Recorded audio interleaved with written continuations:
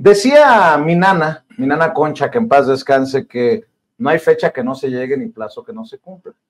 Años queriendo conversar con Hugo López-Gatell, hoy ya ex subsecretario de Salud, uno de los hombres más atacados después del presidente Andrés Manuel López Obrador durante la pandemia. Y qué mejor que venga a visitarnos en este espacio libre como el viento de nuestros estudios, ahora que ha formalizado su aspiración a convertirse en coordinador de la defensa de la Cuarta Transformación. Hugo López-Gatell, doctor, muchas gracias por acompañarnos. Muchísimas gracias, Vicente. Se me hizo a mí, al fin, estar aquí en Sin Censura. Mil gracias por invitarme. Bueno, ¿cómo van las cosas? Pues vamos bien. La verdad es que arrancamos con gran entusiasmo y con una idea verdaderamente ferviente del proceso. Tenemos un grupo fabuloso de personas mayormente jóvenes, también algunas con bastante experiencia en los asuntos de la política, particularmente en la acción comunitaria de terreno. El grupo está creciendo rápidamente y el grupo está teniendo mucha creatividad. Entonces, arrancamos ayer, presentamos en conferencia de prensa cuál es nuestra perspectiva de la transformación en la Ciudad de México, cuáles son las motivaciones que nos llevaron a tomar esta decisión y dos cosas fundamentales. Nuestra idea se centra desde luego en la justicia social y lo expresamos como humanizar la ciudad. Nuestro propósito es humanizar la ciudad. Y fuimos detallando qué significa para nosotros humanizar la ciudad. Pero lo segundo que quiero destacar es, abrimos desde ahora ya una idea de que la construcción de los consensos políticos necesarios para un proyecto como este requieren no tener una actitud de prejuicio, de secta, de grupo, de pequeño interés, en cualquier sentido. En la esfera de los intereses económicos, que obviamente pueden seguir siendo estos pequeños grupos que desconocen la pluralidad, incluso del micro y mediano empresariado mexicano, y que lo han excluido y lo han querido hacer a un lado, o del lado de la política, donde hay pequeños grupos que están calculando su acomodo, sus simpatías entre ellos, y que pudieran estar en algún momento contrarios al espíritu de la transformación en uno de sus aspectos, que es democratizar el país. Cuando hemos oído al presidente López Obrador una, otra, mil veces decir que el pueblo manda, nos llama la atención todavía identificar prácticas en algunos lugares donde se quisieran tomar decisiones populares o candidaturas de unidad, armadas, este tipo de intercambios de favores. Nuestra postura es ética sobre todo. Nosotros pensamos, y lo hemos dicho así, uno de los elementos centrales de identificarse con la izquierda es pensar en la honestidad, es pensar en la transparencia con la que se abordan los problemas de cara al pueblo. Y este es un poco el ambiente en el que arrancamos y estamos muy contentos, confiamos en el proceso. Hemos platicado, desde luego, ya lo he detallado anteriormente, cómo en la toma de decisiones sobre este planteamiento de ayudar a la transformación, ponernos al servicio del proceso de transformación y pensar en el proyecto más que en las personas en lo individual. Obviamente lo consultamos con el presidente López Obrador de manera muy directa y muy precisa, muy clara, y lo consulté con la doctora Sheinbaum. Arranca Hugo López-Gatell como no quiero ofender, por favor, el favorito del presidente.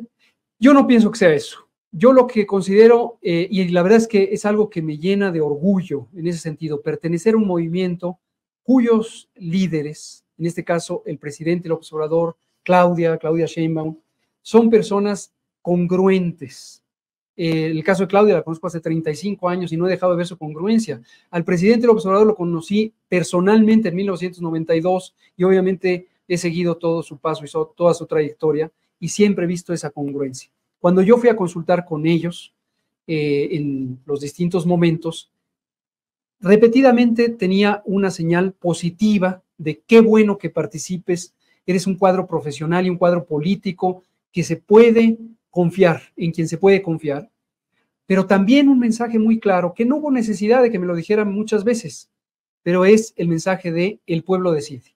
Nosotros no vamos a tener favoritos, tapados, colocados. Lo pregunto porque Gerardo Fernández Noroña, el diputado del Partido del Trabajo, sí, que es vocero de es correcto. la coordinadora de la defensa de la Cuarta Transformación, en este caso la ex jefa de gobierno, la doctora Claudia Sheinbaum, dijo, yo no voy a participar porque hay dados cargados. Exacto. Escuché su ¿Es una fuerte declaración? Es una fuerte declaración. Estoy seguro que él lo que dice lo sostiene. Yo tengo una opinión muy positiva de Gerardo Fernández Noroña. Creo que es un político que ha sido no solo consistente y congruente con sus propios principios, que son también los principios de la Cuarta Transformación, sino que tiene una característica que me parece saludable. Él, sin censura, expresa las cosas, las dice, aun cuando está pagando muchas veces un costo de personas que les espanta que se digan las cosas con esa amplitud. No conozco cuál es la evidencia que tiene él sobre lo que está afirmando, pero considero que no se debe desdeñar la opinión de Gerardo Fernández Noroña. Y dijo, si hay dos personas que me representan, por eso no le entro a buscar la coordinación en la Ciudad de México y eventualmente la candidatura a la jefatura de gobierno de la Ciudad de México, Clara Brugada y Hugo López-Gatell. Me imagino que eso es algo de lo que hay que también sentirse de alguna manera, no sé si hasta orgulloso. Yo me siento orgulloso y además me parece que es un gesto muy generoso de Gerardo. Gerardo ha ido construyendo además una trayectoria, particularmente en los últimos años, de resistencia ante los múltiples embates que ha sufrido por parte de los grupos de derecha, de los grupos conservadores, y al interior del movimiento de transformación, yo creo que él ha sido respetuoso de tiempos, espacios, personajes, protagonistas, y eso me parece muy loable. Que él me reconozca como una de las dos figuras en las que se siente representado, la verdad que lo aprecio, me parece un gesto muy generoso y desde luego lo tendré muy en cuenta. Provocador profesional. Por favor. Sin censura. ¿En qué piel se siente más a gusto Hugo López-Gatell? ¿En el de científico? ¿En el de político? Bueno, eso me gusta, esa pregunta me gusta. Por una razón diferente a este proceso, cuando empezó, más o menos cuando empezó la pandemia, una amiga mía, muy apreciada, me prestó o regaló, la verdad es que ya no se lo devolví, el libro de Max Weber que se llama El político y el científico. Y entonces empecé a explorar un poco la perspectiva para la audiencia que no esté familiarizada con este texto. Básicamente Max Weber, que es uno de los pilares de la sociología contemporánea, plantea un dilema al que se enfrentan los seres humanos, que están construidos a partir del razonamiento científico y de la práctica de los métodos científicos. Y es cómo pueden hacer que su trabajo científico, quizá de descubrimiento, de generación de conocimiento nuevo, tenga una realización en el bienestar de las personas, de las sociedades, de los seres humanos. Y cuando empieza a moverse las cosas, la balanza, los límites entre la ciencia y la política como una expresión de la aplicación del conocimiento a decisiones de gobierno que favorecen el bienestar de las personas. También reflexiona sobre las críticas que se enfrentan en cada bando y me parecen muy interesantes porque ahora las estoy experimentando. En primer lugar, del lado de la academia, del lado de la ciencia, no faltan los señalamientos críticos que dicen abandonó la ciencia, traicionó a la ciencia, se alejó de la pureza del conocimiento científico. Del lado de la política dicen, y este extraño, este fuereño, nos está invadiendo nuestro espacio. Si él es un técnico, que se quede en su mundo. Y eso, más allá de esta dicotomía, de este posible dilema entre ciencia y política, yo pienso que representa mucho cómo a veces los seres humanos tendemos a encasillar a las personas en una sola identidad. Eres político, o eres científico, o eres, incluso entre profesiones, ¿no? Si alguien es, qué sé yo, ingeniero y se va al mundo de la arquitectura, los arquitectos lo repudian porque cruzó la línea. Lo digo con estos detalles porque en nuestro planteamiento sobre la transformación para la Ciudad de México, una de las cosas que está enfatizando con la perspectiva de humanizar la ciudad es que debemos trabajar por justamente usar los más refinados instrumentos de la política, que no de la politiquería, citando al presidente López Obrador, para construir consensos genuinos, no negociaciones, no sumisiones y abusos, consensos genuinos. Necesitamos construir una plataforma de diálogo transparente, abierta, en la que distintas personas que tienen diversidad de identidades, diversidad de condiciones, diversidad de afinidades o inclinaciones político-ideológicas, puedan construir. La transformación no es sostenible si no se construyen consensos en los que todo mundo pueda ser incluido.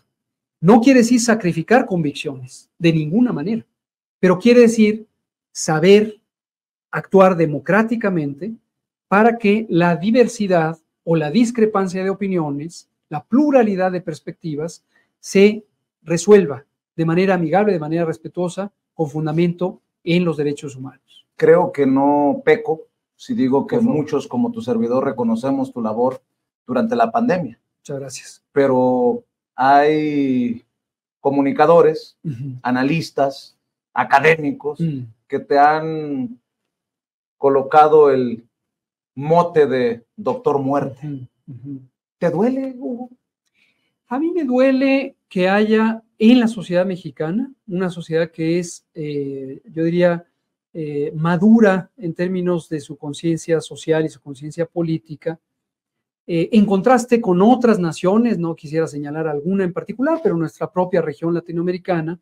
Yo considero que en México hemos tenido la fortuna de haber vivido 3 transformaciones previas, desde luego la independencia, la reforma y la revolución, que con gran dolor y gran sufrimiento le imprimieron al pueblo mexicano una perspectiva de mayor amplitud mental, cultural, ya no digamos solamente ideológica en el respeto a la diversidad.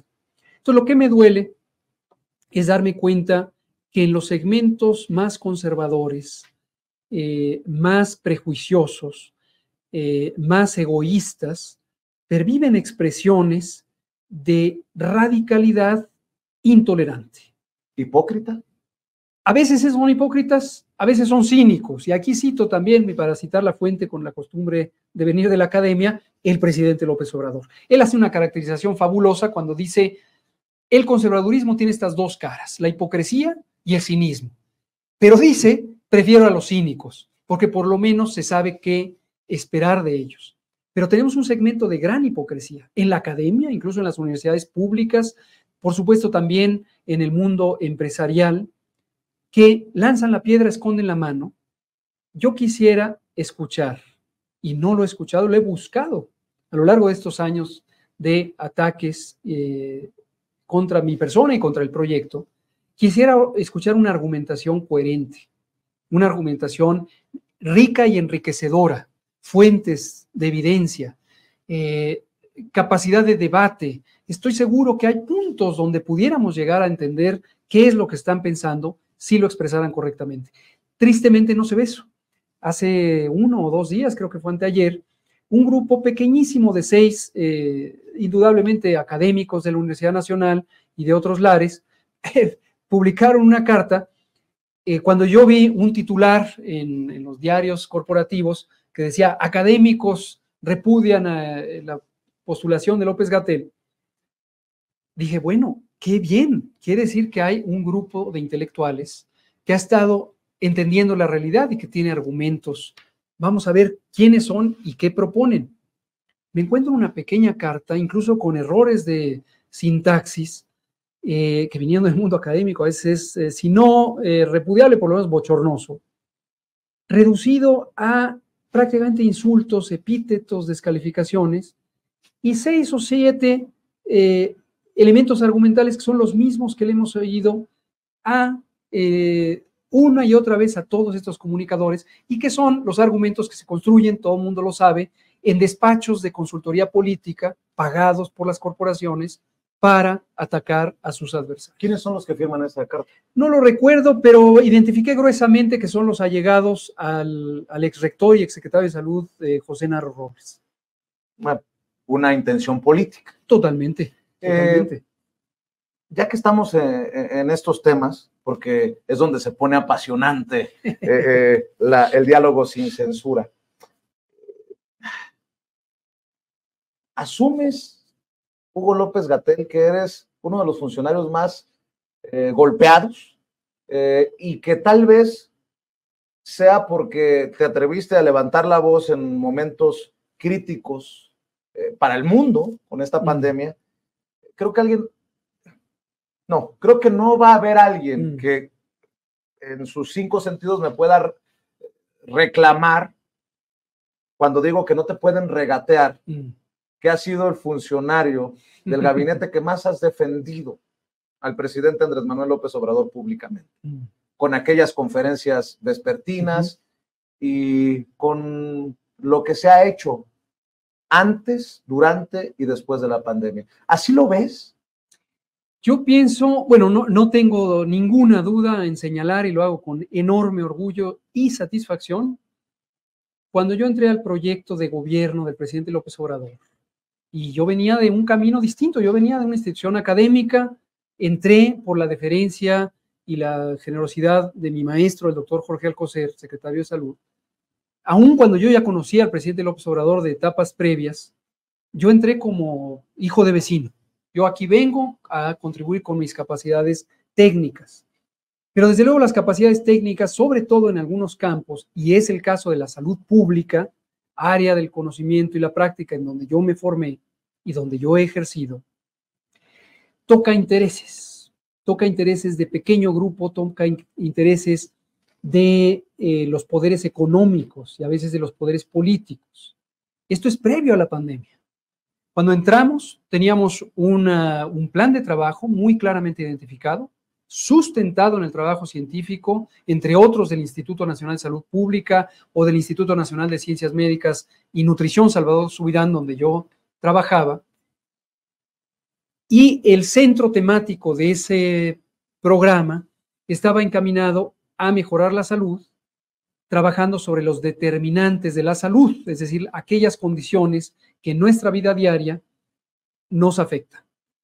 Y algunas que son claramente el motor de los grandes males de salud de México están en la alimentación no saludable.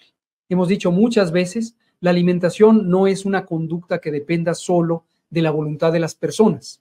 Principalmente depende del acceso efectivo a los alimentos. Si estos son saludables, nos va a ir bien. Si estos son comida chatarra, bebidas azucaradas, nos va a ir muy mal, como nos ha ido. México tiene, se sabe, una de las mayores epidemias crónicas de obesidad, sobrepeso, diabetes, cánceres, que están asociados con la mala alimentación.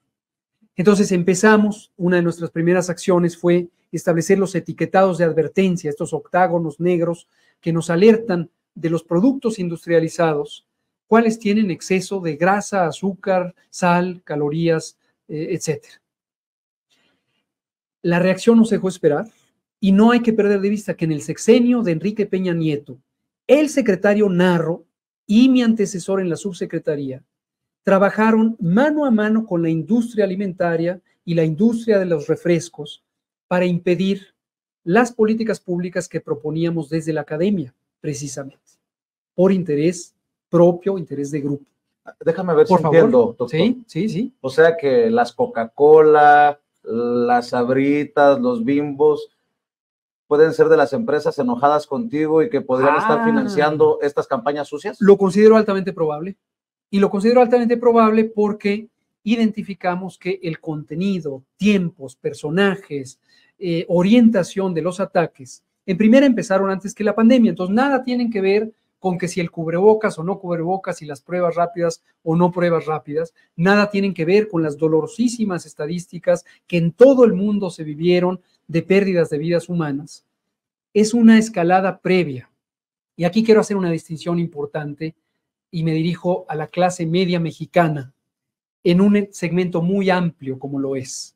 Desde los medianos y quizá grandes empresarios, nacionalistas, patrióticos, honestos, que han llevado una vida de construcción de riqueza a partir de prácticas legales, legítimas, y que no se han prestado a la corrupción o que no se han prestado a la manipulación del poder público.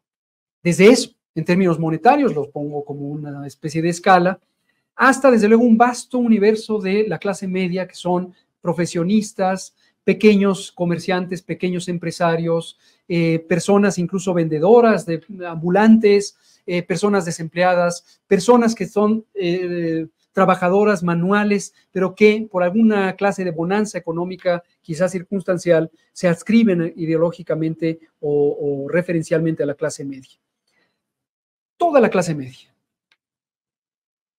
Yo no me estoy refiriendo a ellos y ellas cuando digo aquí hay un ataque de los grupos conservadores.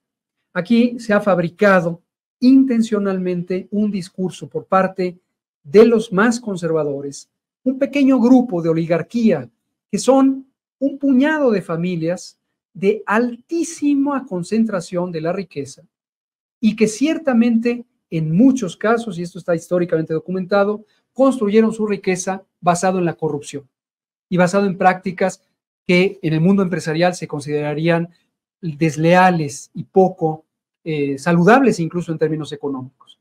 Ese grupo ha sembrado un discurso sistemático de odio para que lo adquiera este vasto universo de la sociedad. Y el discurso de odio incluye una idea de que se polarizó la sociedad mexicana, como si fuera una naranja y tenemos la naranja izquierda y la naranja derecha. No es una polarización. Tenemos un conjunto grande de la sociedad mexicana, mayoritario, demostradamente mayoritario, que incluye a profesionistas, académicos, a intelectuales, a gente del arte y la cultura, a estos micro, medianos y pequeños empresarios, sobre todo de los territorios urbanos, y todo lo demás, que mayoritariamente lo que quiere es vivir en un mundo sin violencia, en un mundo en paz, en un mundo de oportunidades y progreso, que está dispuesta a distribuir la riqueza para que todos quepan y todos lo impulsen. Para que el más vulnerable pueda comer. Así es. Y pueda comer mejor. Así es. Perdón por interrumpir. No, muchas gracias. Este mensaje clave que quedó enunciado en la frase del presidente López Obrador, por el bien de todos y todas, diríamos, para incluir la perspectiva de género, por el bien de todos y todas, primero, las personas pobres. Tiene una lógica profundamente transformadora.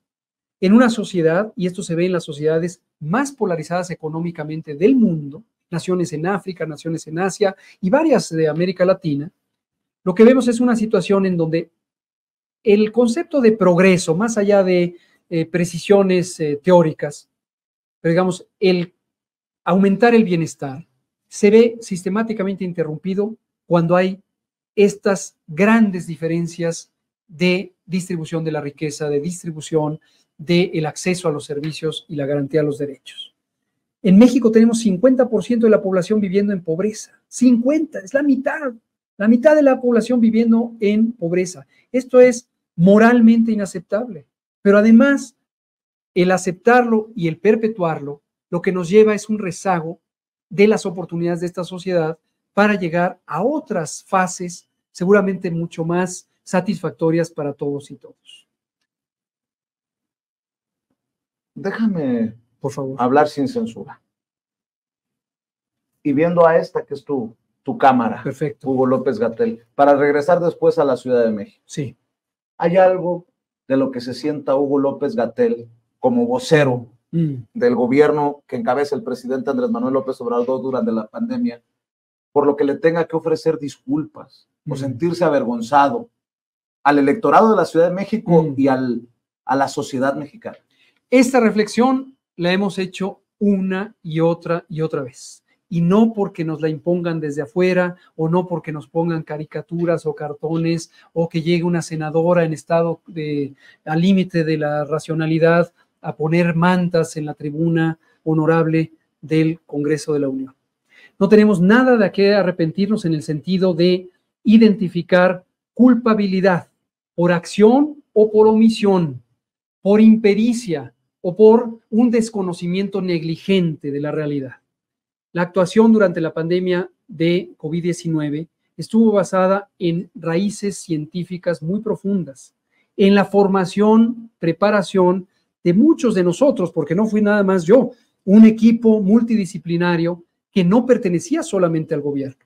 Nos ayudó la UNAM, nos ayudó la UAM, nos ayudó el Colegio de México, nos ayudó el Tecnológico de Monterrey, nos ayudó el ITAM, nos ayudó CONACYT, nos ayudó la Universidad de Guadalajara, nos ayudó una red de centros del intelecto, pero también nos ayudó a reflexionar el pueblo de México directamente. Nosotros en cada etapa fuimos haciendo distintos modelos de consulta, desde la consulta vivencial hasta la generación de conversación en personas que tenían distintos intereses en torno al manejo de la pandemia. Y aquí pongo el tema.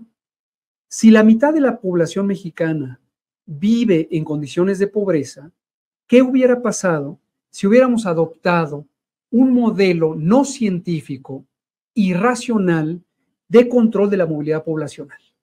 En América Latina, en múltiples países, e incluso en la ilustrada Europa occidental, se usaron modelos policíacos, en algunos casos militares, de control de la movilidad de la población. Se les multaba, se les sancionaba, se les restringía. En una sociedad, como es la mayoría de las sociedades europeas, en donde hay una distribución, si no perfecta, mucho mejor de la riqueza, se puede atenuar eso. En México no se podría atenuar porque la persona vive al día. Y si el carpintero Juan no sale hoy a trabajar, o el albañil Roberto no sale hoy a trabajar, o la señora Mariana no sale hoy a planchar, entonces van a sufrir escasez en lo más básico, en el alimento, en el sustento de sus hijas e hijos. Pero no solo eso. Esta clase media a la que me referí incluye restaurantes, incluye tintorerías, incluye pequeñas tiendas de diversas cosas, tlapalerías, papelerías, etcétera. Incluye conductores de las plataformas digitales de transporte, incluye taxistas tradicionales, incluye conductores de los microbuses, etcétera, etcétera. Esta población logró resistir a la pandemia porque fuimos articulando los mecanismos para que no hubiera una restricción fanática de la movilidad social. Y una cosa también muy importante, para nosotros, para el gobierno de la Cuarta Transformación, y me refiero al gobierno en su conjunto porque esa es la visión que teníamos todas las funcionarios y funcionarias y también, por supuesto, el presidente. La libertad es un valor sagrado. En el momento en que uno empieza a justificar, restringir la actuación de las personas en su vida cotidiana, en sus decisiones, con una razón que no es consultada, que no es consensuada con el pueblo, uno se está acercando a un modelo autoritario que no nos gusta a nadie. Y esto es muy contrastante porque el discurso de odio de la prensa, de la oligarquía, es el autoritarismo. El dictador López Obrador. El dictador López Obrador. Nosotros respetamos al pueblo. El pueblo de México es un pueblo muy maduro, es un pueblo muy generoso. Hemos tenido múltiples crisis a lo largo de la historia, políticas, sociales, incluso climáticas. Hemos tenido terremotos. La Ciudad de México es ejemplo de virtud en este espíritu generoso en donde todo mundo se vuelca a ayudar al otro. No puede uno faltarle el respeto al pueblo diciéndole simplemente esta es la orden. Por eso el esquema de comunicación, que efectivamente, retomo lo previo, efectivamente significó para el equipo de la vocería de la pandemia un desgaste en el sentido de que nosotros tratábamos y seguiremos tratando de permear mensajes por el bien de la población, era recibido muchas veces por ataques.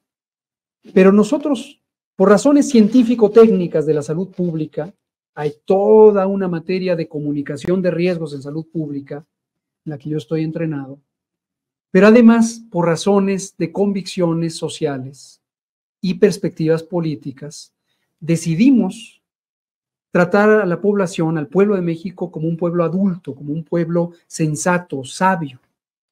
Y nuestro gran apuesta, que se cumplió satisfactoriamente, es que si al pueblo se le explicaba los riesgos, si al pueblo se le explicaba los límites de las medidas de protección, incluido el cubrebocas, los signos de alarma, las realidades sociales de las que surge la desigualdad y cómo determina la salud, el panorama epidemiológico del país con esta preponderancia de la enfermedad crónica, diabetes, hipertensión, etcétera, que nos viene principalmente por el consumo de comida chatarra desde los años 80. Entonces, el pueblo reaccionaría y el pueblo reaccionó. Tenemos estadísticas y estudios formales no hechos por nosotros, hechos por universidades británicas, entre otras, o asiáticas, japonesas, que comparan en ese momento, en la fase aguda de la pandemia, el porcentaje de uso de cubrebocas en las naciones del mundo. Y es impresionante porque hasta arriba están 5 naciones asiáticas: Japón, Singapur, la región de Hong Kong, que ahora pertenece a China, etcétera, varios que no me voy a acordar en este momento, y México, con porcentajes de uso de cubreboca superiores a 87%. Y al tiempo estábamos oyendo en radio y televisión comerciales, en los periódicos corporativos, es que no usan el cubrebocas, no lo recomendaron. Y hay acusaciones incluso formales ante los instrumentos de procuración de justicia diciendo que la falla fue no recomendar el uso de cubrebocas, cuando lo recomendamos sistemáticamente y cuando además tuvimos un éxito rotundo, universal en la población mexicana. Entonces sí hay una desconexión fuerte, pero lo digo, gracias por la oportunidad de decirlo, nuestra conciencia está tranquila porque actuamos con nuestra mejor intención, con base en nuestros mejores instrumentos de conocimiento y nuestra experiencia, y siempre, absolutamente siempre, de cara al pueblo. Y el pueblo sabe lo que hicimos y el pueblo lo reconoce. Si gustas, doctor, podemos ir y venir en los temas. Por favor, todos los Pero necesarios. déjame preguntarte, porque hace unos días vi la película Oppenheimer y pensaba en ti.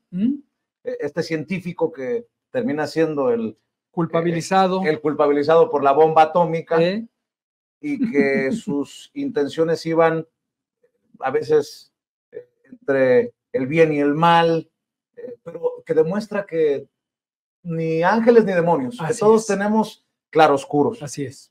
Hay gente que te quiere ver en la cárcel. Sí. Hay políticos, adversarios políticos suyos que quisieran meterte al bote. ¿Qué te va a sacar adelante? ¿Qué te va a convertir en el personaje ideal, en el perfil ideal para ser el coordinador de la defensa de la Cuarta Transformación desde tu perspectiva, obviamente? Desde luego yo aspiro a que quién soy, este sujeto que está aquí ahora frente a ti, frente a tu audiencia, y que estará recorriendo la ciudad para conocer aún más a la gente y que me conozcan abiertamente, que se formen un juicio, que identifiquen las ventajas, que me contrasten con los demás compañeras y compañeros que están compitiendo o concursando, se le puede decir así, en este proceso interno, y que la decisión que tome sea la más sensata. Es decir, en primer lugar, mi primera aspiración de este proceso interno y de mi participación no es ni siquiera ganar, es que el proceso sea legítimo, que sea irrefutable y que cuando se tome la decisión sea la más favorable a la Ciudad de México, lo mismo en las otras 8 entidades federativas donde está ocurriendo un proceso, y que lleguemos con una plataforma social, no solo política, sino social, sólida, para mantener el proceso de transformación. Esa es mi primera aspiración. Si en esa deliberación el pueblo de la ciudad considera que yo soy apto, cuentan con mi compromiso. Yo suelo comprometerme de manera muy abierta, muy transparente. Aquí hago un paréntesis. Ha habido políticas y políticos profesionales, ha habido periodistas que en las entrevistas me dicen, oye, qué error exponerte a ese desgaste. Me han incluso identificado, el otro día en una entrevista televisiva me decían, un personaje del público que escribió, decía, ¿qué se siente ser el pararrayos de la 4T? Como si mi papel hubiera sido ponerme ahí para que me lleguen todos los choques, todos los trancazos. Mi respuesta es simple. Primera, yo no soy masoquista, no es que me gusta sufrir o que me ataquen. Segunda, no me siento atacado. No me siento atacado porque entiendo de dónde vienen los ataques, cuál es su verdadera motivación. A veces lo veo incluso con un sentido humano. Puede ser un vicio profesional. Yo soy médico clínico, soy médico internista antes que ser especialista en salud pública y epidemiología. Y durante mi práctica clínica, como le ocurre a cualquier compañera, compañero médico, es común que uno enfrente el dolor humano porque alguien perdió la vida, porque a alguien le tienen que hacer una operación, porque a alguien le dan un diagnóstico de una enfermedad de difícil manejo, y hay una reacción violenta en el momento. Lo que quieren es encontrar no quién se las debe, sino quién se las paga. Y a veces en los hospitales esto pasa todos los días. Hay gritos, hay sombrerazos, se rompen puertas, porque la gente siente esa frustración. Si uno está entrenado en una ciencia humana, como lo es eminentemente la medicina, uno sabe que el ser humano pasa por estos procesos. Incluso uno conoce los circuitos neuronales que están involucrados en esto. Y uno no debe ni juzgar, ni enfrentarse a una persona que está pasando eso. Bueno, ¿no? Pero has de tomar personal algún comentario de Lili Telles o de Kenia López Rabadán o de Joaquín López Dóriga o de Loret de Mola. Ninguno es personal, ninguno es personal. Yo fui el pretexto. En ese sentido, la figura de que si soy el pararrayos de la 4T, a lo mejor tiene cierta correspondencia con la realidad, no porque sea planeado, sino por la circunstancia. ¿Qué es lo que ocurre? Esta gente, los que has dicho, Joaquín López Dóriga, Loret de Mola, Ciro Gómez Leiva, Azucena Uriesti, todos los corporativos del El Reforma, El Proceso, una buena parte del Universal, algunos segmentos muy radicales de Milenio en toda su pluralidad, lo que están sintiendo es una gran frustración, ni siquiera ellos, por muchos millones que tiene Ciro Gómez Leiva con las propiedades de las que se ha hecho en distintas partes del país, especulando con la tierra y con la propiedad inmobiliaria. Por mucho dinero que pueda tener López Dóriga, son pequeñitos, son una pequeña pieza y no se dan cuenta o no quieren darse cuenta. Viven embelesados en esta idea de que pertenecen a la clase alta, cuando en realidad ellos son empleados. Bueno, han de cobrar bien. Quizá cobren bien, pero ellos ya hace mucho tiempo perdieron conexión, desde luego con la ética, con cualquier valor y sentido humano. Y entonces viven, son un poco como, ¿cómo se llaman los muñequitos estos que? Entonces viven para satisfacer las expectativas de los verdaderos dueños, los machuchones, como dice. De la mano que mece la cuna. Claro. ¿Qué es esa oligarquía, esa ultra oligarquía, ese grupo chiquito? Es que está muy fuerte lo que estás diciendo, doctor. Te van a dejar llegar. Fíjate lo que te estoy preguntando, doctor Hugo López-Gatell. Te van a dejar llegar los que hacían negocio con las medicinas y a los que se les puso un freno. Así es. Te van a dejar llegar las compañías de la comida chatarra. Te van a dejar llegar las tabacaleras. Las tabacaleras por...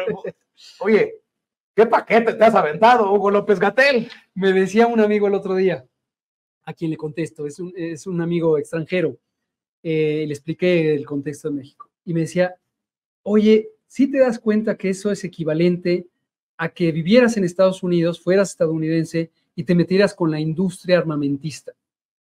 Son los poderes fácticos más grandes que hay en el mundo. No es que lo desconozca, no es que me dé cuenta, tampoco soy un irresponsable y, como digo, ni un mártir que me quiera hacer mártir o victimizar. Lo que sí me ocurre, y ni modo, pues es también parte del sesgo profesional y las convicciones sociales, es que me apasiono. Para mí no hay medias tintas. Para mí uno se compromete con una perspectiva y una aspiración de justicia, por ejemplo, y hay que volcarse de lleno. No se vale estar calculando, no me vaya a manchar las manos, no me vaya a mojar los calcetines. Hay que lanzarse. También me viene un poco de familia. Mi abuelo, Paco, es un individuo que a sus 40 años, siendo terrateniente, siendo católico, siendo militar, luchó contra el fascismo en España, renunció a cualquier privilegio y tuvo que salir huyendo con sus 3 hijos y su mujer, mi abuela Mercedes, y se asentaron en México, con una mano adelante y otra atrás. Entonces, cuando yo tengo esos ejemplos en mi propia vida personal, yo no puedo, es más, no es que yo no quiera, es que no puedo renunciar a ese compromiso. Es un compromiso ético de muchas generaciones, ¿no? Si nos va a ir bien o nos va a ir mal, si nos van a atacar o no nos van a atacar, no podemos sacrificar lo más por lo menos. Y regresando a la pregunta sobre la dinámica al interior del gobierno, lo que incluso analistas muy profesionales en la academia y en la práctica me han explicado es, a mí me atacaron porque no podían atacar al presidente López Obrador. Ah, caray. Durante la pandemia, obviamente, que es donde me tocó estar al frente. En otros campos, en otros temas, estarán otros compañeros y compañeras servidores públicos, con experiencia, con poca experiencia, jóvenes y no tan jóvenes. Pero el momento crucial de la pandemia, toda esta gente estaba viviendo, estas oligarquías, estos grupos de poder y sus voceros, estaban viviendo la frustración de perder privilegios, de no poder seguir acrecentando sus intereses a costa de la riqueza nacional y a costa del poder público. Pero obviamente saben, por los rituales de la política, que no se pueden pelear con un presidente porque eso les lleva un enorme desprestigio, incluso a nivel corporativo. Pensemos en una empresa nacional o multinacional cuyo asamblea de accionistas se da cuenta que los funcionarios de la empresa o colegas accionistas se están contraponiendo al poder público de una nación del tamaño de México, con 130 millones de habitantes, la 14ª población y la 11ª economía. Es inconcebible y eso tiene consecuencias. Claro. Porque habla de un acto irresponsable, porque habla de una fuga realmente del contexto de lo que está ocurriendo. Entonces, en un momento dado, dijeron, bueno, ahí hay una presa fácil. Este funcionario relativamente no tan grande. Pero que le salió respondón y salió más cabrón que bonito. Dicen en mi barrio. Bueno, el presidente lo único que dijo es, querían pollito y le salió un gallo. Oye, doctor, ya que estamos hablando de esto, mencionas la historia familiar. Sí. Sí. Y la migración, este fenómeno que también tiene la Ciudad de México en algunos momentos complicada, sí, por el paso de muchos migrantes, sí, será uno de los temas que tendrá que abordar la persona que termine siendo jefe o jefa de gobierno sí. de esta gran capital. ¿Qué retos ves? ¿Cómo ves a la Ciudad de México? Ah, bueno, son cosas muy interesantes. Desde luego nos pusimos hace muchos meses a estudiar más a detalle la ciudad. Yo nací aquí, yo crecí aquí, prácticamente toda mi vida he estado en la Ciudad de México, entonces la conozco vivencialmente. O sea que desde hace tiempo ya habías tomado la decisión de entrarle. Bueno, desde hace tiempo empezamos a estudiar lo que ocurría en la Ciudad de México, entendiendo dos cosas principalmente. La primera, venimos de una serie de gobiernos progresistas, yo diría de izquierda, algunos de ellos, que no todos, en la Ciudad de México, desde 1997, cuando el ingeniero Cárdenas fue electo jefe de gobierno. Desde luego, todo el periodo de gobierno del presidente López Obrador, y las políticas estuvieron orientadas al bien común, a la justicia social, a poner en práctica servicios a cargo del gobierno que son una responsabilidad, si no exclusiva, prioritaria del gobierno: educación, salud, promoción de la vivienda, transporte, reorganización del territorio y reordenamiento territorial, etc. Después tuvimos algunos vaivenes. Inmediatamente después del presidente López Obrador tuvimos dos gobiernos que empezaron a hacer un poco de negociación y zigzagueo y regresaron a modelos de práctica de asociaciones público-privadas. Ah, carambas, esto no le va a gustar ni a Marcelo Ebrard ni a Miguel Ángel Mancera. La evaluación objetiva documental muestra eso. Marcelo Ebrard y Miguel Ángel Mancera. Te comento cómo hicimos el análisis. Y aquí se pone sabroso. A ver, venga. Dijiste que sin censura. Órale, venga. Dijiste que sin censura. Nosotros evaluamos los distintos temas: salud, vivienda, trabajo, educación, movilidad, parques y jardines, servicios de agua, de gas, eléctricos. Columna 1, presidente Andrés Manuel López Obrador. No nos fuimos hasta el ingeniero Cárdenas, pero empezamos ahí. Columna 2, Ebrard. Columna 3, Mancera. Columna 4, Sheinbaum. Punto a punto fuimos caracterizando, sin prejuicio, quiero decir, no era vamos a construir una historia de nuestro prejuicio. ¿De esto hablabas en la conferencia? Muchas veces hablé de esto. Pero de ayer, ¿no hablaste de esto? Un poco. Ahorita, si quieres, lo ligamos. Bueno, perdóname por interrumpir. Venga. Entonces, lo que fuimos viendo, pongo el ejemplo de salud, que quizás es el que tengo más en la memoria.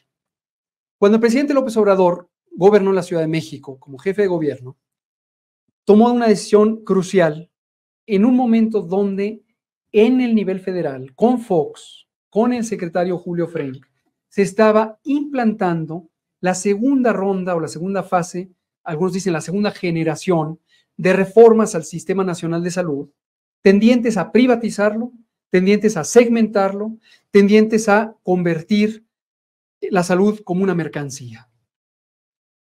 El instrumento fue el famoso Seguro Popular, que ha sido tema de conversación todo el sexenio. Una a una las 31 entidades federativas, los 31 estados, fueron cayendo en lo que posiblemente fue una trampa presupuestal, financiera y político-administrativa, y no les quedó más remedio que incorporar el Seguro Popular. El presidente López Obrador se resistió hasta el último momento en que eso era viable, sin exponer a la administración de la Ciudad de México y sin exponer a la población de la Ciudad de México. Hasta que no le quedó tampoco de otra y dijo, venga, entremos. Y fue prácticamente en el último año. En paralelo, durante ese gobierno de él impulsó el modelo de servicios universales, públicos y gratuitos, medicamentos y servicios de atención médica, amplió la infraestructura, renovó la infraestructura, mejoró las condiciones de trabajo del personal de salud. Conste que estoy hablando solo de un ejemplo, pero lo tenemos para cada tema, para cada sector.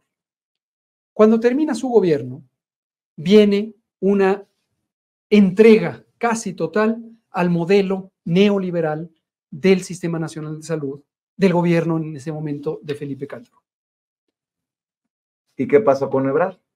A ese es al que me estoy refiriendo. Cuando entra, o sea, cuando termina el gobierno de López Obrador y entra Ebrard, hay un giro de 180 grados hacia, vámonos a lo que nos está planteando el PAN y lo que nos está planteando el sistema financiero global y estos mecanismos de convertir en mercancía y privatizar. Qué fuerte lo que nos estás diciendo. O sea, el hoy presidente resiste y quien lo sustituye se entrega. La evidencia documental, insisto, y también es un poco el sesgo de ser académico, de tener una costumbre científica, analítica. La evidencia lo muestra. No es mi opinión, es más, lo digo también de frente a la cámara. No estoy revelando mi opinión. Podría yo, hipotéticamente, no es el caso, podría juzgar, pues lo que se hizo fue lo acertado. No lo juzgo. La evidencia está y está disponible para cualquiera que desde el ámbito académico, desde el análisis político quisiera analizarlo, ¿no? Y así una a una, transporte. Bueno, el segundo piso del periférico, hoy transité por él. Hay un segmento de San Jerónimo a San Antonio y viceversa, que es gratuito y obviamente es propiedad pública. Hay dos segmentos, el que discurre al norte de San Antonio, el que discurre al sur de San Jerónimo, que son propiedad privada, concesionada y se cobra. Eso habla de una visión de las cosas. En gobierno de Ebrard. Ahí es cuando se construyó. Y bueno, ni hablar de... Ya ahorrémonos lo de Mancera, doctor, porque, digo, un personaje que termina haciendo pactos con el PRI y el PAN, así es. Creo que no, así ni merece así es. ahondar en esto. Ahora sí quiero decir la buena noticia. La buena noticia es que cuando llega Claudia, cuando llega la doctora Sheinbaum, empieza sistemáticamente y con gran responsabilidad, si quiero subrayar, no es que llegó por una consigna ideológica y dijo, vamos a revertir todo. No, cuidadosamente dijo, esto está funcionando bien, se estableció un equilibrio público-privado, hasta de asociación o coinversión. Un ejemplo es el mapa de transporte. En el sistema de transporte de la Ciudad de México hay 12 componentes mayores. Incluyen el metro, incluyen el RPT, los trolebuses, los microbuses. Ella decidió conservar los equilibrios, no por un asunto de intereses o de grupos. Lo que dijo es, estratégicamente tenemos que garantizar servicios de movilidad para el pueblo de la Ciudad de México. Si está funcionando bien algo, vamos a respetarlo y vamos a apoyar para que llegue a las mejores prácticas, transparencia, honestidad administrativa, eficiencia, la regulación de emisiones, etc. Si no está funcionando, ella ejerció presiones y dijo, esto me perdonan, pero aquí vamos a seguir ampliando el Metrobús, por ejemplo, o el cablebús que en su momento se estableció y que entró en una contradicción importante con pequeños proveedores de transporte de tierra en la zona ambas zonas donde están los cablebuses. Entonces, es un ejemplo de una funcionaria, de una servidora pública, de una gobernante que actuó con cuidado, con responsabilidad, sin prejuicios, indiscutiblemente con una visión del interés público, del interés colectivo, y que de lo que le dejaron lo empezó a sanear para que funcionara al servicio de la gente. Con Andrés Manuel López Obrador, el gobierno se fue a la izquierda. Sí, indiscutiblemente. Después se derechizó. Bastante, bastante. Con Ebrard se derechizó más con Mancera y regresa con Claudia Sheinbaum hacia la izquierda. Así es, así Sí. lo veo, así lo veo. ¿Y cómo nos imaginaríamos una defensa de la 4T al frente de Hugo López-Gatell? Yo tengo muchísimas coincidencias con la visión de Claudia Sheinbaum en cómo ejerció el mando de la Ciudad de México, cómo supo con gran habilidad encontrar la colaboración de empresarias y empresarios, de grupos de, por ejemplo, la academia y del mundo intelectual, cómo supo incluir no solamente a lo que ya existía, sino supo abrir nuevos espacios de participación, desde luego de manera muy colaborativa con el legislativo de la Ciudad de México y colaborativa con el gobierno federal. Considero desde luego también que el tener a un presidente como Andrés Manuel López Obrador fue enormemente benéfico también para la Ciudad de México, porque lo que permitió es que el proceso de transformación dejara claro cuál era el rumbo en el que íbamos. Pensar en la adversidad a la que se enfrentó el propio presidente López Obrador cuando fue jefe de gobierno, teniendo a Fox y sus desfiguros en el gobierno federal, lleva a situaciones muy complejas. Yo no me quiero ni imaginar cómo hubiera sido una situación pandémica del tamaño de COVID-19, teniendo en alguno de los dos gobiernos, el nacional o el local, a grupos ultra intolerantes como son los grupos conservadores que han gobernado, que están trabajando al servicio de los pequeños grupos, ¿no? Dicen en inglés, let me cut to the chase. Déjame cortar por los atajos. Hugo López-Gatell sí firma y firmaría y seguirá firmando con la izquierda. Definitivamente. No, en eso no tengo la menor duda y creo que gracias por la oportunidad de dejarlo en claro. Y déjame contarte, tratando de no abusar del tiempo, una pequeña anécdota chusca que la dije ayer en la conferencia de prensa. La semana pasada me entrevistó un periodista, cual se lo agradezco, de alto nivel, muy reconocido, muy prestigioso, muy brillante. Pero me hizo mucha gracia después que en un momento de la entrevista, donde estaba este tema de a dónde vas, cuál es tu perspectiva, me interrumpe casi y me dice, no me acuerdo si de tú o de usted, ¿eres de izquierda? Yo le dije sin ambajes, automáticamente, sí. Y me empieza a decir, ¿qué has leído de izquierda? ¿Cuántos libros? ¿Cuáles? ¿Cuántas marchas? ¿A cuáles has ido? ¿A ¿Qué tan de izquierda? ¿Al socialismo o al comunismo? Come niño, rojo. Justo.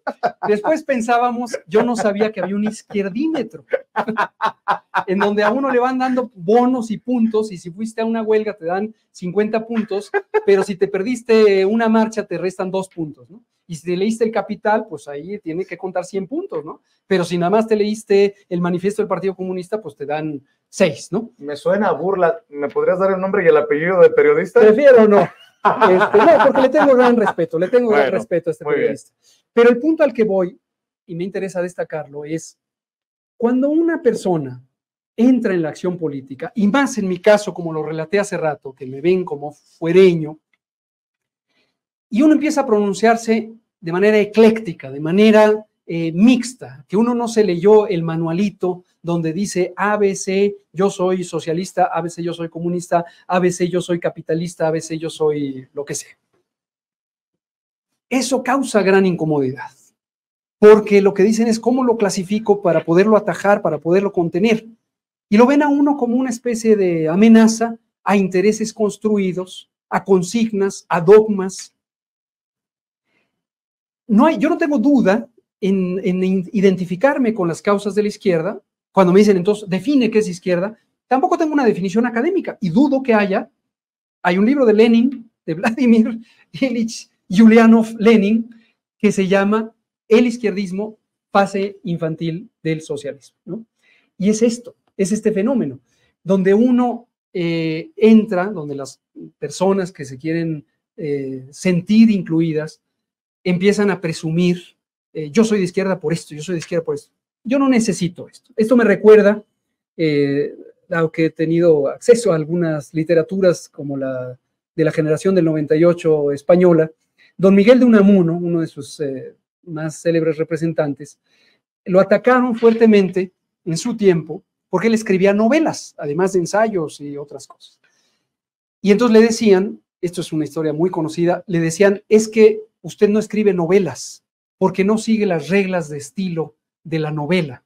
Y entonces Unamuno lo que decía es, no le llamen novelas, yo escribo nivolas, ¿no? Entonces, así es lo que digo. ¿Qué es para mí la izquierda? La izquierda es un pensamiento libertario que respeta a las personas en su esencia, basado en sus derechos fundamentales, respeta su dignidad y la promueve y la protege, está preocupada por la injusticia social y promueve la justicia social, considera que el Estado o los gobiernos tienen una obligación de proteger, promover y defender el interés de la gente, que hay un ámbito público que es estratégico, que no puede estar a expensas de convertirse en una mercancía, que hay elementos que pueden participar en una economía diversa, en donde hay iniciativa privada que puede hacer un patrimonio o una riqueza en condiciones justas, pero que obviamente se tiene que velar porque esa aspiración de generar riqueza no se cimente en abusos a la persona trabajadora, porque hay que cuidar el espacio de trabajo con reglas claras, con una visión, por ejemplo, de seguridad social solidaria y no de mercancía especulativa en un sistema financiero con cuentas individuales, como nos dejaron los neoliberales, que la tenencia de la tierra es preferente que tenga una aspiración colectiva porque es cuando es más productiva, que no se puede empezar a especular con la tenencia de la tierra o de los recursos minerales del subsuelo, solamente como un capricho financiero que enriquece a unos pocos cuando se está empobreciendo a la nación, que la educación pública debe ser pública y gratuita y universal, que la procuración de servicios de salud debe ser pública, gratuita y universal, que se debe velar por cuidar a las minorías de cualquier naturaleza étnica, religiosa, política, cultural o de identidad sexogenérica, que el debate debe ser un debate democrático y abierto en donde sepamos respetarnos unos a otros. Podría enunciar un conjunto muy amplio de características de la vida social que desde mi punto de vista representan el pensamiento de la izquierda, porque además lo puede uno constatar que a lo largo del tiempo esa ha sido la postura de la izquierda. Pues nada más hay que contrastarlo con los conservadores y la derecha, y cuando abren la boca o en el Senado o en la Cámara de Diputados. Tres cosas para cerrar rápidas, por favor. Y te agradezco, doctor, esta generosidad. Encantado. ¿Conoces, podríamos decir que conoces en su, ¿qué? Mediana, máxima capacidad de esta ciudad que te gustaría gobernar? Hay cosas que siempre puede uno aprender. Pero yo he recorrido la ciudad física. ¿Territorialmente la conozco? Territorialmente conozco las 16 demarcaciones. No sabría decir, he podido hacer un inventario, desde luego en su momento, de cuántas colonias, barrios o pueblos conozco.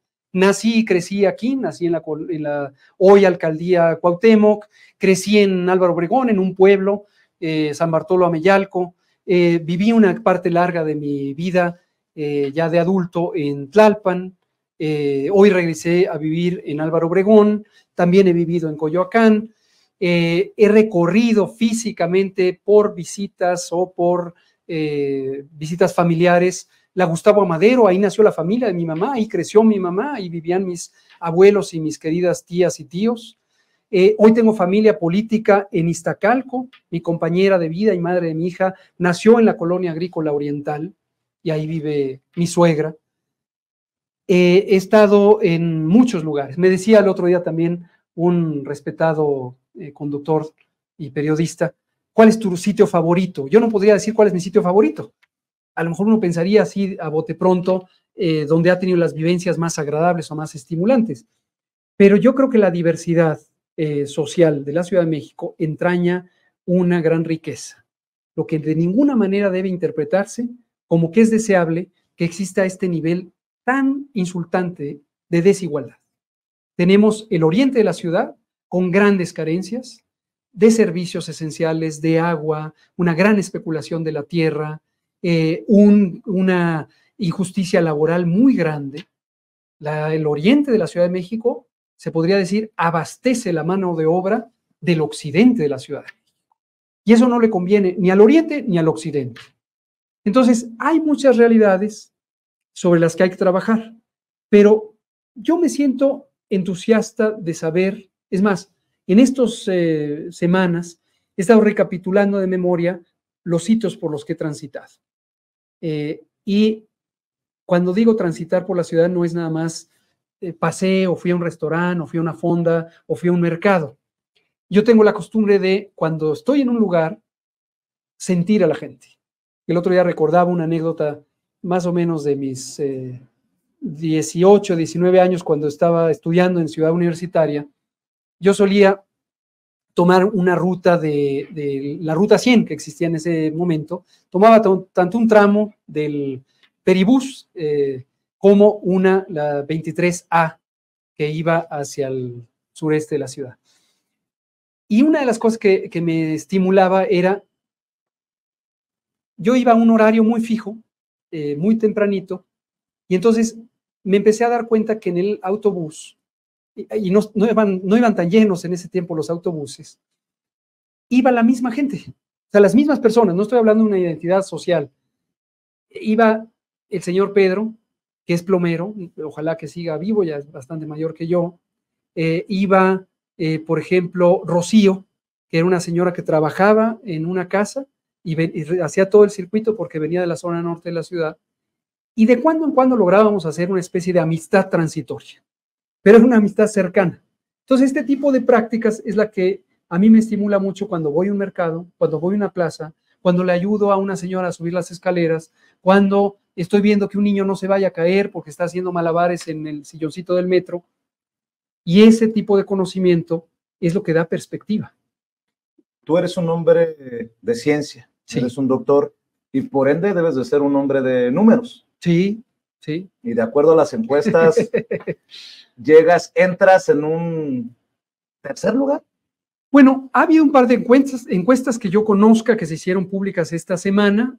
No creo que esté de sobra que la población conozca. Por ejemplo, la encuesta que se publicó en el Universal ayer o anteayer, es una encuesta que se levantó antes de que yo anunciara que iba a participar. A ver, o sea que Hugo López-Gatell dice, no estoy en tercero necesariamente. Bueno, yo no solo sé de números, sé de encuestas. Soy epidemiólogo y uno de los instrumentos que uno aprende es bioestadística. Fui director de encuestas nacionales de salud en el Instituto Nacional de Salud Pública. Entonces también conozco de lo que significa la volatilidad de la señal que recaba una encuesta, depende del contexto que se le haga. A mí me llamó la atención que lo sacaran, no solo que lo sacara el Universal, sino que quien mandó a hacer esa encuesta quisiera que saliera en este momento. Antes de que anunciaras tu registro. Yo no había anunciado el registro cuando se empezó a hacer el levantamiento, se terminó de hacer el levantamiento de la encuesta, y un fenómeno que las personas especialistas en ciencia política ya me habían alertado es, hoy tú tienes dos compañero, que llevan haciendo de facto una campaña política meses, no días ni semanas, meses. Y nadie sabe que tú vas a participar. Entonces, medirlos, pues es una medición, lo que llamamos en forma científica sesgada, desequilibrada. Entonces, ¿no? Hay que esperar otra. Yo creo que hay que esperar y veamos los números, cómo van saliendo, y veamos cómo se va formando un juicio al pueblo de México. Y para cerrar, doctor, ¿qué no conoce uno todavía de Hugo López Gatell? Y no me puedes mentir, ni me puedes sacar la vuelta, porque te va a regañar tu mamá cuando vea esta entrevista. Exactamente. Que sí la ve, que sí la ve. No por mí, sino por Vicente. No, a ver. Hay muchas cosas. A ver, Calla, algo tiene que haber que no conozcamos todavía de Hugo López Gatell. ¿Alguna manía, algún hobby, algún qué? Bueno, puedo decir algunas cosas. Dicho de paso, yo ya me volví para mis amigas y amigos un individuo aburrido, yo creo, porque se ha expuesto mucho de mi vida pública, aún sin mi voluntad. Hemos llegado a reuniones y oigan, miren, es que la niña ya tiene tantos años o tantos meses.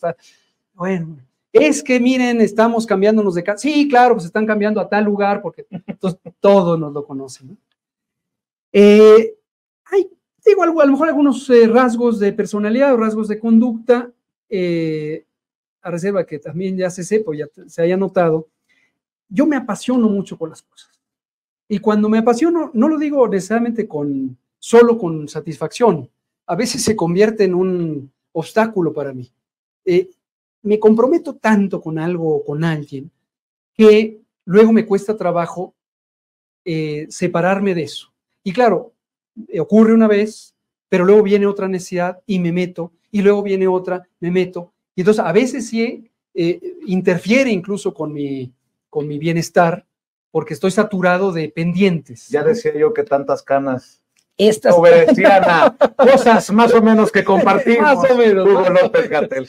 Te quiero agradecer, doctor. Mil gracias. Te quiero agradecer y espero que sea la primera de muchas oportunidades todas las que podamos coincidir. Claro que y que lo que venga sea lo mejor para la gente que vive, que trabaja, que se mueve en la Ciudad de México y para México. Ojalá que así sea, definitivo. Muchas gracias, Vicente. Doctor Hugo López Gatell. Amigos, amigas, hablamos sin pelos en la lengua, sin censura, con el ex subsecretario Hugo López Gatell, hoy ya formalmente aspirante a la coordinación de la defensa de la Cuarta Transformación. Y como todos aquí somos sin censura, le pido que comparta con familiares, amigos, contactos, a través de WhatsApp, de Facebook, de Twitter, por donde usted quiera, este contenido, sin pelos en la lengua, honesto, transparente y sin censura. Buenas noches.